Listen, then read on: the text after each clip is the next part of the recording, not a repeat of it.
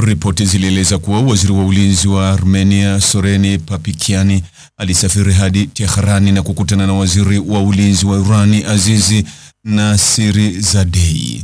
Meja Jenerali Abdurrahim Mousavi, mkuu wa jeshi la Irani, pia alikutana naye. Bwana Mousavi alisema katika mkutano huo, sisi hatutakuwa waanzilishi wa vita vyovyote, na mbinu yetu huko nyuma ilikuwa kuzuia kupanuka kwa wigo wa vita na kupunguza majeruhi.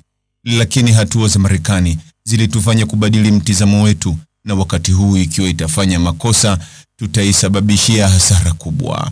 Msemaji wa ikulu ya White House, Caroline Leavitt, amesema leo kuwa chaguo la kwanza la Rais Donald Trump siku zote ni diplomasia, lakini yuko tayari kutumia nguvu ikibidi. Wakati huo huo, Rais wa Marekani Donald Trump ametoa hotuba yake ya kila mwaka katika majengo ya bunge la Marekani na kusisitiza kuwa hatoiruhusu Irani kuwa na silaha za nyuklia.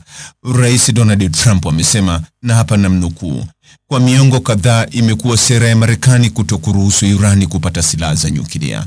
Wameonywa wasijaribu kujenga upya mpango wao wa silaha, lakini wanaendelea kufuata matarajio yao mabaya ya nyuklia. Napenda tutatue tatizo hili kupitia diplomasia, lakini jambo moja ni hakika, sitawaruhusu kupata silaha za nyuklia. Trump ameweka rekodi ya hotuba ndefu zaidi, akitumia karibu saa 1 na dakika 50, ikizidi rekodi ya Bill Clinton ya hotuba yake ya mwisho ya mnamo mwaka wa 2000.